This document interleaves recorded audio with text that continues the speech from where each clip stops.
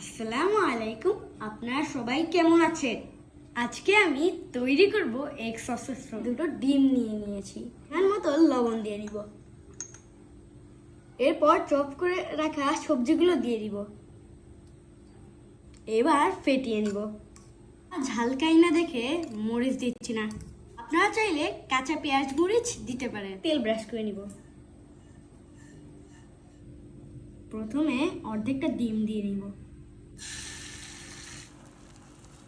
এবার অল্প আঁচে ঢাকনা দিয়ে দিব। এবার কিছুটা চিজ উপর দিয়ে দিব আর নামিয়ে নিব। এবার সসেস দিয়ে রোল বানিয়ে নিব। দেখুন ভেতরটা কত সুন্দর হয়েছে।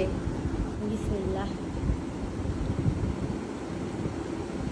আলহামদুলিল্লাহ।